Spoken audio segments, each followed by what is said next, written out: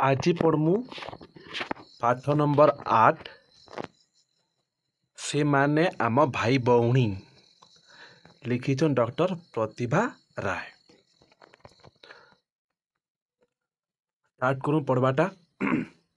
तुम मैंने भाई बही के बाहर कर देखुथ मुई पढ़ुचे तेंका में तक बुझामु क्या कही कुंच कुंचिया केते जे पहाड़ हाथ धाधरी होई कांध को कांध मिलाई सेमिति ठिया होइछंती कि जानी केते कालरू कहे पहाड़ की कहे कुंच कुंचिया पूरा घंच जंगल पहाड़ हाथ धरा बोले छि छिया पहाड़ माने अचन बर्तमान हाथ धरा एमती तो ड्र देख कर देसी पहाड़ हाथ धरा कर अच्छा सब पहाड़ माने कांध को कांध यहाँ कांध से कांध बोला तंडिया नाखि थोड़े मिलाई सेमती ठिया होई केते जे के जानी कालरू बोलछि आकाशरू मुंड टेकी पाचेरी परि ठिया होइथिबा सेही उच्चा उच्चा पहाड़ गुड़िकर ना हेउछि बंडा पहाड़। जेन मैं चित्र करी पहाड़ माने इ पहाड़ ना देचे बंडा पहाड़। सेही पहाड़ उपरे समतल अंचल ठारू बहुत समतले इटा पहाड़ कि नहीं एमती पहाड़ थी इटा समतल तलटा बर्तन समतल अंचल बहुत उच्च बास करती आमर भली केते मनीष आउ केते जातिर पशु पक्षी वाली पहाड़ एते उच्चरे घर द्वार कर रोथिले मध्य सेही लोक माने आम ठरू भिन्न नुहंती कहे पहाड़ उपरे थिले भी आम लोग से अलगा नहीं से किंतु सेमानंक चालीचलन पूजा पर्व बाहाव्रत इत्यादि भिन्न प्रकार आ कहे चालीचलन चलबाटा कथबार्ता हेबाटा पूजा पर्व बाहाव्रत विवाह कना करुचन आम लोग से कहे अलगा से नाचंती गाँती खेलती केते प्रकार पर्व पालन करती पर्व बेले पूजा पालन करसन समतल अंचल लोके से कहती बंडा आगे से माने देहरे खूब कम लुगापटा पिंधुथिले खूब लुगापटा खड़े कम पिंधुथिले से माने पैंट सार्ट कम पिंधुथिले समतल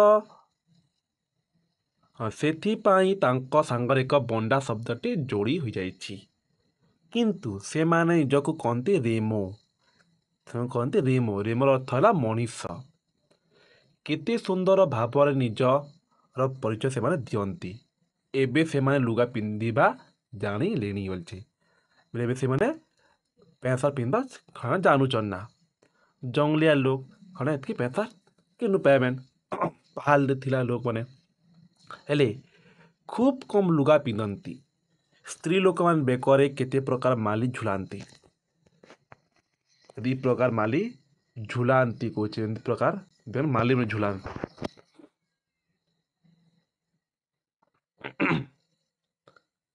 से माने समस्त आमर भाई भौणी से माने बास करती आमरी ओडिशा प्रदेश मालकानगिरी जिल्लार बंडा पहाड़ केन अछन आमर मालकानगिरी जिला ने गोटे बंडा पहाड़ ने अच्छे यदि मंगल लोग फोटो दीचे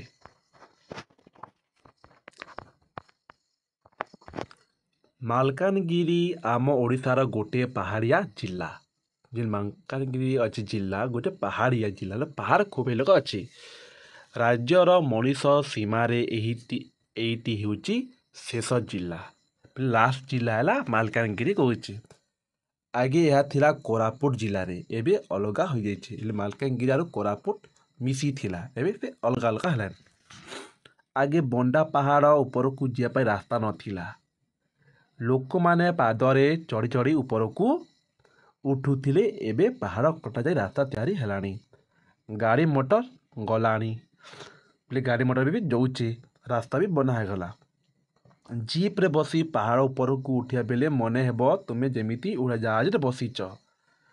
ତଳକୁ ଚାହିଁଲେ ଆଖି ପାଇବ ନାହିଁ। ଭାବିବ ବଣ୍ଡା ଗାଁ ଗୁଡ଼ାଏ କ'ଣ ଆକାଶରେ ଝୁଲୁଥାଏ କି? ସେ କହୁଛି ତମେ ଭାବ ଯେ ଯେନ୍ ବଣ୍ଡା ଗାଁ ଯେ ଆକାଶରେ ଝୁଲୁଥିବା କା ଭାବ ତମେ ପୁରା ପାହାଡ଼ ଉପରେ ଅଛି ଯେ। ତୀଖ ପାହାଡ଼ ଉପରକୁ ଉଠିବା ବାଟରେ ଦୁଇ ପଟେ ଦେଖିବ ବଡ଼ ବଡ଼ ଶାଲ, ପିଆଶାଳ, ଶିଶୁ, ଶାଗୁଆନା, ଅର୍ଜୁନ, ସୁମେରି, ଚନ୍ଦନ, କଇଁଆ, ଆମ୍ବ, ଫଣସ, କଇଥ ଏମିତି କେତେ ପ୍ରକାର ଜାତିର ଗଛ। ଏସବୁ ନାଁ ହେଲା ଗଛ ସବୁ ନା ବଡ଼ ବଡ଼ ଶାଳ ଗଛ, ପିଆଶାଳ ଏସବୁ ଶାଳ ଗଛମାନଙ୍କ ନାଁ କେଟା ଦେଇଛେ। କେନ ଅଛେ ବଣ୍ଡା ଗାଁନେ ଇ ସବୁ ଜଙ୍ଗଲ ଥି ଇ ସବୁ ଗଛ ମାନେ ଅଛି ଜଙ୍ଗଲନେ। ଶିଆଳିଟା ଗେହ୍ଲାରେ ଲେଟେଇ ଯାଇଥିବା ଏକ ଗଛରୁ ସେ ଗଛରୁ ଗଛକୁ ମଣିଷ ହାତର ପାପୁଲି ଫଲି ଚକା ଚକା ପତର ମିଲି ତମ କ'ଣ ସେମିତି ଦେଖିବ।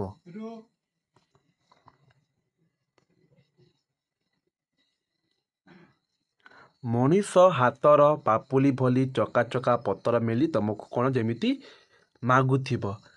ସେ ବୋଧେ ମଇତର ବସିବା ପାଇଁ ଚାହୁଁଥିବ। ଗଛ କ'ଣ ଆମର ବନ୍ଧୁ ନୁହେଁ? ତା ସାଙ୍ଗରେ ମଇତର ବସିଲେ କ୍ଷତି କ'ଣ? ଆଜି ପଣୁ ପାହାଡ଼ କଟା ରାସ୍ତାରେ ଉପରକୁ ଉଠିଲା ବେଳେ ଭାରି ଭୟ ଲାଗିବ।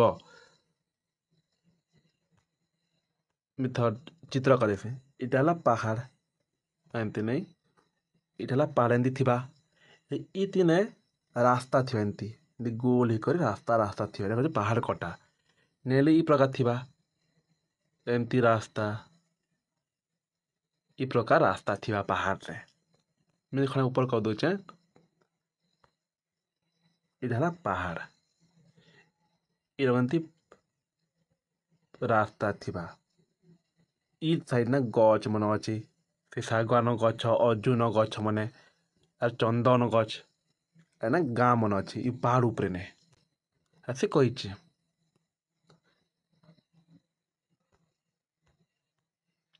କହିଛି ପାହାଡ଼ ହଁ କିନ୍ତୁ ସେହି ବଣରେ ରାଇଜର ଅପୂର୍ବ ଶୋଭା ଦେଖିଲେ ମନରୁ ଭୟ କେଉଁଆଡ଼େ ଭୟ ଯିବ। ସେବା ଉପରେ ପହଞ୍ଚିଲେ ଦେଖିବ ଏଠି ସେଠି ପ୍ରାୟ 30ଟି ବଣ୍ଡା ଗାଁ ଗୁଡ଼ିକ ଛୋଟ ଛୋଟ। ପ୍ରତି ଗାଁରେ ଖୁବ୍ ବେଶୀରେ 25-30ଟି ଲେଖାଏଁ ଝାଟି ମାଟି କାନ୍ଥ ଘର। ସେଗୁଡ଼ିକ ପିରି ଘାସରେ ଛପର ହୋଇଛି। ଆଗେ ଗାଁ ମାନେ କେନ୍ତା ଥିଲା ଝୋପଡ଼ି ମ୍ୟାଟ୍ରେ ଲିପା ହେଇଥିବାଟା। ଏବେ ନରେନ୍ଦ୍ର ମୋଦି ଆସିଲା ସେମାନେ ସିମେଣ୍ଟର ଘର ଦେଲେଣି। ଆଗେ ତ ପୁଏଲ ଘର ଥିଲା ସେ ଝୋପଡ଼ି ଘର ମିଥାନ୍ତି ଝାଟି ମାଟିର କାନ୍ଥ ଘର ବୋଲଛି ସେ।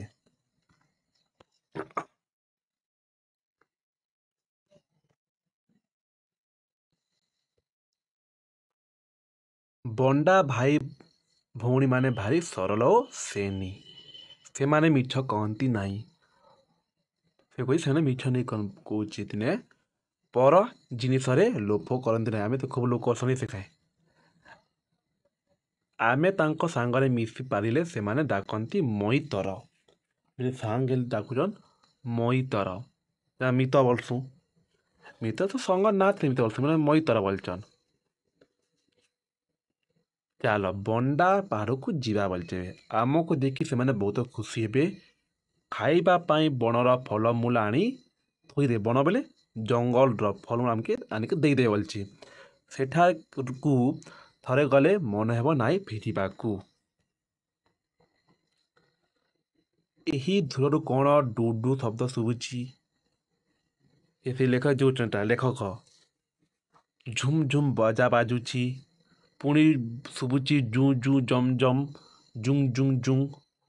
ବଣ୍ଡା ଝିଅମାନେ ନାଚୁଛନ୍ତି, ଖୁସିରେ ଗୀତ ଗାଉଛନ୍ତି। ସେ ଗୀତର ସ୍ୱର କେତେ ମଧୁର। କ'ଣ ଗୋଟାଏ ପର୍ବ ଚାଲିଛି ପରା। ସେ ଲେଖକ ଦେଖୁଛନ୍ ଲେଖିଛନ୍ ପର୍ବ ବେଲେ ପୂଜା ଗୋଟେ ଚାଲିଛି। ଆମେ ସେ ଗୀତ ଗାଉଛନ୍ ନାଚୁଛନ୍ ବଣ୍ଡା ଗାଁରେ ବିଭିନ୍ନ ପ୍ରକାର ପର୍ବ ପାଳନ କରାଯାଏ। ସେଗୁଡ଼ିକ ହେଉଛି ଦଶହରା ପର୍ବ ବୋଲି ଦୁର୍ଗା ପୂଜା, ଦିୱାଲି ପର୍ବ ଦିୱାଲି, ମାଘ ପର୍ବ, ଚୈତି ପର୍ବ ଇତ୍ୟାଦି। ପର୍ବ ଦିନରେ ସେମାନେ ଘରଦ୍ୱାର ଲିପି ସଫାସୁତୁରା କରନ୍ତି। ଏକାଠି ଭୋଜିଭାତ କରି ନାଚି ଗାଇ ଖୁବ୍ ମଜା କରନ୍ତି। ବଣ୍ଡା ସ୍ତ୍ରୀ ଲୋକମାନେ ଖୁବ୍ ପରିଶ୍ରମୀ, ଖୁବ୍ ଭୋରରୁ ଉଠି କାମକୁ ବାହାରି ଯାଆନ୍ତି। ସେମାନେ ଗାଈ, ଗୋରୁ, ଛେଲି, କୁକୁଡ଼ା ଆଦି ଘୁଷୁରି ପାଳନ କରିବା ଘୁଷୁରି ବି ପୋଷୁଛନ୍। ଆଉ କାହିଁ ଚାଷ କରସନ୍? ଧାନ, ମଣ୍ଡିଆ, କାଙ୍ଗୁ, ଅଲସି ଇତ୍ୟାଦି କେତେ ପ୍ରକାର ଜାତିର ଫସଲ ଚାଷ କରନ୍ତି। ସେମାନଙ୍କ ଭିତରେ ଖୁବ୍ ଏକତା ଥାଏ। ଗାଁ ମଝିରେ ଗୋଟିଏ ବଡ଼ ଗଛ ତଳେ ପଥରର ଚଉତରାଟିଏ ଥାଏ। ତାରି ଉପରେ ବସି ଗାଁର ଭଲ ମନ୍ଦ କଥା ଆଲୋଚନା କରନ୍ତି। ନ୍ୟାୟ ନିଶାପ ବି ହୁଏ। ବଣ୍ଡା ଲୋକମାନେ ଠାକୁର ଠାକୁରାଣୀ ମାନନ୍ତି। ସେମାନେ ନିଜ ପାଇଁ କେବେ କିଛି ମାଗନ୍ତି ନାହିଁ। ଯାହା ମାଗନ୍ତି ଗାଁର ସମସ୍ତଙ୍କ ପାଇଁ। ଏ ଲେଖକ ଏମିତି ଲେଖୁଛନ୍, ତାମାନେ କିଛି ନି ମାଗନ୍, ସବକ ଲାଗି ମାଗସନ୍ ଗାଁର। ଗାଁ ଠାକୁରାଣୀଙ୍କୁ ପୂଜା କଲାବେଳେ କହନ୍ତି, ମା ଆମ ଘରକୁ ଆମ ଗାଁରୁ ବାଘ, ଭାଲୁ, ସାପ ରୋଗ ଦୂରେଇ ଯାଉ। ସେ ଭଗବାନ କେଉଁଟା ମାଗୁଛନ୍? ମା ଆମ ଗାଁରୁ ବାଘ, ଭାଲୁ, ସାପ ରୋଗ ଦୂରେଇ ଯାଉ। ବାପା ମା ପିଲା ଛୁଆ, ଗାଈ ଗୋରୁ, କୁକୁଡ଼ା, ଛେଲି, ଘୁଷୁରି ସମସ୍ତେ ଭଲରେ ରହନ୍ତୁ ବୋଲି ମାଗସନ୍। କେହି କଲିଗୋଳ ନ କରୁ। କଲିଗୋଳରେ ମାଲ୍ ନି ଲାଗୁ। ସମସ୍ତେ ମିଳିମିଶି ଖୁସିରେ ଆମେ ଥାଆନ୍ତୁ। ସେମାନେ ଜାଣନ୍ତି ଜଣଙ୍କର ସୁଖରେ ସମସ୍ତଙ୍କ ସୁଖ ନୁହେଁ। କେଉଁଚି ଗୋଟେ ଲୋକ ଖୁସିରେ ସେମାନେ ସବକର ଖୁସି ନେଇସି। ସମସ୍ତେ ସୁଖ ରହିଲେ ଜଣେ ସୁଖ ରହିଲେ ସବୁ ଲୋକ ସୁଖେ ଥିଲେ ଗୋଟେ ଲୋକ ବି ସୁଖେ ଥିବା ଭାବୁସନ୍। ଶୁଣିଲେ ଖୁସି ହେବ ଯେ ସେମାନେ ଏବେ ପାଠ ପଢ଼ିବା ପାଇଁ ଆଗ୍ରହ ପ୍ରକାଶ କଲେଣି। ଏବେ ସେମାନେ ପାଠ ପଢ଼ୁଛନ୍। ସରକାର ମଧ୍ୟ ସେଥିପାଇଁ କେତେ ପ୍ରକାର ବ୍ୟବସ୍ଥା କରିଦେଲେଣି ଅଛି। ଚାଲ ତାଙ୍କ ସହିତ ମୁଇଁ ତୋର ବସିବା, ମୁଇଁ ତୋର ସାଙ୍ଗ ହେବା। ପାଠ ସରିଲା ତାର ଦିଟା ପାହାଡ଼ ଦେଇଛି। ଚାଲ ପାହାଡ଼ ଇ ମଝି ନା ଗାଁ ମନ ଅଛେ, ବଣ୍ଡା ଲୋକ ମାନେ ଥିସନ୍। ଏବେ ଇ ପ୍ରକାର ବାଟ ହେଲା ନା ଉପରକେ ଯିବାକେ। ଆगे ନେଇଥି ଏବେ ସ୍କୁଲ ଘର ସବୁ ହଉଛି ନା ଆगे ନେଇଥି। ଏଟା ତାର ପ୍ରଶ୍ନ ଉତ୍ତର କର୍ମୁ। ବହିନେ କେତେଟା ନୂଆ ଶବ୍ଦ ଦେଇଛି ଯେନ୍ତା ନେଇ ଜାନୁ। ପଢି ଦେଖୁ କାଙ୍ଗୁ ହେଲେ ଏକ ପ୍ରକାର ଶସ୍ୟ, ସୁଜି ବୋଲି ଏହାର ଛୋଟ ଦାନା ବୋଲିଛି। ସୁଜି ପ୍ରକାର ଦିଶି କାଙ୍ଗୁ ଗୋଟେ। ଅଲସି ଏକ ପ୍ରକାର ତେଲ ଜୀବ ତେଲ ଏଠୁ ତେଲ ବାହାରେ। ଅଲସି ଲୋକ ତେଲ ବାହାରେ। କୁଞ୍ଚୁ କୁଞ୍ଚିଆଲେ ଯାହା ସଲକ ବା ସରଳ ନୁହେଁ। କୁଞ୍ଚିଆ ବାଲ ବସଞ୍ଜି। ଚଉତରା ବେଲେ ଚରପାଡ଼ ଚାରି କୋଣିଆ ମଣ୍ଡପ। ଗାଁରେ ଯେନ୍ତା ମଣ୍ଡପ ମାନେ ଅଛି ସେଟା ତ ମଣ୍ଡପ। ପର୍ବ ବେଲେ ଉତ୍ସବ ନେଲେ ପୂଜା।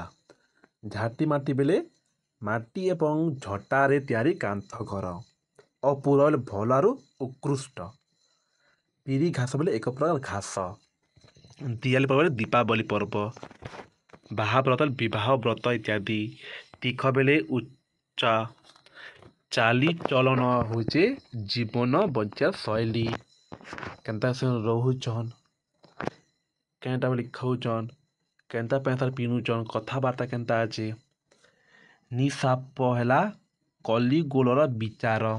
ସମତଳ ବେଲେ ସମାନ। ମୈତ୍ର ବେଲେ ମୈତ୍ର ବେଲେ ସାଙ୍ଗେ ବସବାଟା ମିତ୍ର ବସବାଟା।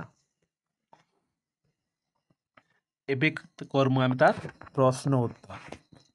ସବୁ ଲୋକ ଖାତା ସବୁ ଭାଗ କରିଥିବ। ଆଉ ଗୋଟେ ଲେଖୁଥିବ। କ ନମ୍ବର କାହିଁ ଦେଇଛି? 1 ନମ୍ବର ପାହାଡ଼ ଗୁଡ଼ିକ ହାତ ଧରାଧରି ହୋଇ ଛିଡ଼ା ହୋଇଛନ୍ତି। ଏଠାରେ ହାତ ଧରାରେ ଅର୍ଥ କ'ଣ? ମୁଁ ଚିତ୍ର କରିଥିଲି। ଏଠାରେ ହାତ ଧରାଧରି ଅର୍ଥ ହେଉଛି ପାହାଡ଼ ଗୁଡ଼ିକ ପରସ୍ପର ସହିତ ଲଗା ଲଗି କରି ଠିଆ ହେଇଛନ୍। ଏମିତି ଏଟା ଗୋଟେ ପାହାଡ଼ ହେଲା, ଆ ଗୋଟେ ପାହାଡ଼, आर गोटे पॉइंट है हाथ धरती ठिया होइछन तार मीनिंग कहूचे केउमानंकु रिमो बोली कहा जाए मनीष मानके बंडा भाषा रे मनीष मान के रोमो मी तुमके भी कोई भी रोमो से गोटे रोमो है बंडा भाषा रे बंडा लोक माने ओडिशार केउ जिला बास करती मालकानगिरी जिल्ला रे आगे मालकानगिरी का संग थिला मिसिथिला कोरापुट संगे मिसिथिला मालकानगिरी जंगल रे किछि किछि की गछ देखा जाए साल पिया साल शिशु सागवान अर्जुन सुमेरी चंदन कइया आंब पणस कईथ गछ इत्यादि देखा जैसी कौचे और 3-4 लिखले भी हवा ना एतकी सुर तो कहने पारो 3-4 लिखले भी हवा बंडा लोकंकर घर गुड़िक किपरि बंडा लोकंकर घर गुड़िक झाटी माटी तैयारी आरु पीरी घास छपर होता है एखाने लिखब बंडा लोकर घर गुड़िक झाटी माटी रे आरु पीरीसी घास रे तैयारी होइछे लिखब आंके पूरा खांती उड़े लेखा पड़बा बंडा माने केउ केउ पर्व पालन करती केन पढ़नु दशहरा दिवाली पुष माघ चैत यही विषय किए लिखिंट फास्ट कहली जेनता से मैंने आम भाई भौणी लिखिछन बोली डॉक्टर प्रतिभा राय लिखिछंती प्रश्न 2 कही जे विषयटी को पढ़ी उत्तर लेखा बोलचे बंडा पहाड़ रे पहाड़ गुड़िक किपर छिड़ा होइछि बोली दिसंती बंडा पहाड़ रे पहाड़ गुड़िक कुंच कुंचिया होई हाथ धरा धरी होई कांध को कांध मिलाई ठिया हैला भली दिसंती सेमानंकु आमर भाई भौणी बोली काहे की कहबा आमे जेपली मनीष बंडा माने पहाड़ रे ऊपरे बसबास करुथिले मध्य स्त्री काम बोली बोली मनीष केवल सेमानंकर चालीचलनी पूजा पर्व बाहाव्रत इत्यादि भिन्न प्रकार बेले दिसबाक तो आमर परा खाली पूजा पर्व सन अलगा अलगा ग कहीचे सेठाकू गले आ फेरिबाक इच्छा हेबने काहेकि से केटा पढ़ी बुझे देवी ना बंडा भाई भौणी माने भारी सरल और सेनी से मिछ कहती नहीं पर जिनिस रे लोभ करती नहीं से सांगरे मिसी पारिले से माने मईतर डाकती खाइबार पाई बणर फलमूल दियंती से तेणु सेठाकू गले आ फेर इच्छा हेब नहीं क्या कहीचे से बंडा जिन लोक मन अच्छा खूब सरल सादा सिंपल लोग के मिछ नहीं कहन कहे आके कहला से क्या लोभ नहीं करन जेन किए गोटे नुआ जिन किले मुई बेटा घिनबी एमती से लोभ नहीं करन आ से क्या करसन सबको संगे मिलीमिशी थीसन से मैंने खाइबा लगे रान देसन जंगल लकुन फल आन देसन खाइबा लगी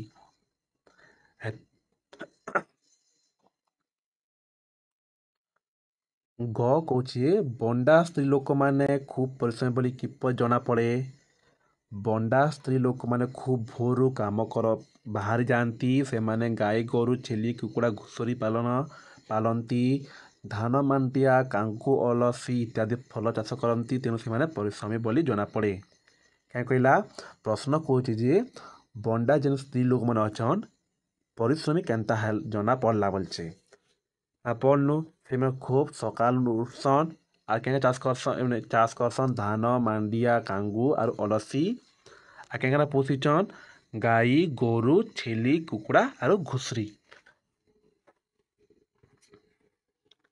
कहे से खूब परिश्रमी वो कहीचे से माने ठाकुराणी को पूजा कला बेले कौन कही था बंडा लोक मैंने ठाकुराणी को मांगती से माने निज पाई केबे किछि मांगती नहीं से माने ठाकुराणी को पूजा कला बेले कहती माँ आम घर को बाघ भालू साप रोग दूरे जाऊ बापा माँ पिला छुआ गाई गोरु कुकुड़ा छेली घुस समस्ते भलरे रहंतु କେହି କଲିଗୋଳ ନ କରୁ ସମସ୍ତେ ମିଳିମିଶି କରି ଥାଆନ୍ତୁ। କହୁଛି ଦିନେ ପ୍ରଶ୍ନ ମଧ୍ୟ କହିଲା ଯେତେବେଳେ ସେମାନେ ପୂଜା କରସନ୍ ହେଲେ କାଁଟା ବୋଲି ସେମାନେ ମାଙ୍ଗସନ୍ ଭଗବାନକେ କାଁ ବୋଲି ମାଙ୍ଗସନ୍ କାଁ ମାଙ୍ଗସନ୍ ମୁଇଁ ମୋର୍ ଲାଗି କିଛି ନେଇ ମାଙ୍ଗବାର୍ ମୁଇଁ ସବକର୍ ଲାଗି ମାଙ୍ଗୁଛେ। କହିସନ୍ ମା ଆମ ଗାଁକେ ବାଘ ନେଇ ଆସୁ ଭାଲୁ ନେଇ ଆସୁ ସାପ ରୋଗ କିଛି ବି ନେଇ ଆସୁ ଆର୍ ମାଙ୍ଗସନ୍ ଯେ ବାପା ମା ପିଲା ଛୁଆ ଗାଈ ଗୋରୁ କୁକୁଡ଼ା ଛେଲି ଘୁଷୁରୀ ସମସ୍ତେ ବିଷୟରେ ସବୁ ଲୋକ ଭଲରେ ଥଉନ୍ କି ଗୋଲି କରୁନ ବେଲେ କି ମାର ଝଗଡ଼ା କେ ବି ନେଇ ହଉନ୍ ସେମାନେ ମାଙ୍ଗସନ୍ ଭଗବାନକେ। 10 ନମ୍ବର ଅଛି ବଣ୍ଡା ଭାଇ ଭଉଣୀମାନଙ୍କ କେଉଁ ଗୁଡ଼ିକ ଆମକୁ ଭଲ ଲାଗିଲା ତାହା ତାହେଲେ 5ଟା ଆକେ ଲେଖିବା ବୋଲଛି। ଏ ଯେନେ ପଢ଼ଲୁ ସେମାନେ କେଁ କରସନ୍ ତାକେ 5 ଲାଇନ୍ ଲେଖା ବୋଲଛି। ଫାର୍ଷ୍ଟ ଲାଇନ୍ କେଁ ସେମାନେ ସବ ସରଳ ସାଧା ସିମ୍ପଲ ସବକେ ଭଲ ପାଉଛନ୍ ଆକେ ସେମାନେ କେବେ ମିଛ ନେଇ କହନ୍ ଆଉ ସେ କହିଛି ସେମାନେ ଅନ୍ୟ ଜିନିଷ ଲୋଭ କରନ୍ତି ନାହିଁ ଅଲଗା ଲୋକର ଉପରେ ସେମାନେ ଜିନିଷକେ ଲୋଭ ନେଇ କରନ୍। ଆଉ ଏହାକୁ ଭଲ ଗୁଣ ସେମାନେ ଗାଁର ସମସ୍ତଙ୍କ ସୁଖ ପାଇଁ ଠାକୁରାଣୀଙ୍କୁ ପୂଜା କରିବା ମଧ୍ୟ ଆମକୁ ଭଲ ଲାଗିଲା। ସେମାନେ ନିଜ ଲାଗି ନେଇ କରି ଅଲଗା ଲୋକকে ସେମାନେ ମାଙ୍ଗୁଛନ୍। ଗାଁର କଲିକଲ ଭଲ ମନ୍ଦ ନିଜ ନିଜ ଭିତରେ ସମାଧାନ କରିବା ଭଳି ଭଲ ଗୁଣ ମଧ୍ୟ ଲାଗିଲା। କହୁଛି ଯେ ଗାଁର ଗୋଲିଗୋଲ ଅଛି ନିଜେ ନିଜେ ଭିତରେ ସମାଧାନ କରି ହେଇଯିବ ବୋଲି ସେମାନେ ଭାବସନ୍ ହେଲା 5ଟା ହେଲା 5ଟି ଭଲ ଗୁଣ ଭଲ ଗୁଣ 5 ଲୋକମାନଙ୍କର 5ଟା ଭଲ ଗୁଣଟା ଏଠି ତଲେ ତୁମ ପାଇଁ କେତେ କାମ ଦେଇଛେ ଆଉ ତଲେ ଅଛି ପରୀକ୍ଷା ଉପଯୋଗୀ କାହିଁ କହିଛି ପଢ଼ି ଦେଖୁଁ ପରୀକ୍ଷା ଉପଯୋଗୀ କହିଛି ଆକାଶକୁ ମୁଣ୍ଡ ଟେକି ପାଚିରି ପରି କିଏ ଠିଆ ହେବା କଥା ଲେଖି ଦେଇଛନ୍ତି ପାହାଡ଼। ବଣ୍ଡା ସ୍ତ୍ରୀମାନେ ବେକରେ କ'ଣ ଝୁଲାନ୍ତି ମାଲି। ବଣ ରାଇଜର ଅପୂର୍ବ ଶୋଭା ଦେଖିଲେ କ'ଣ ହେବ ମନରୁ ଭୟ କେଉଁଆଡ଼େ ଉଭେଇ ଯିବ।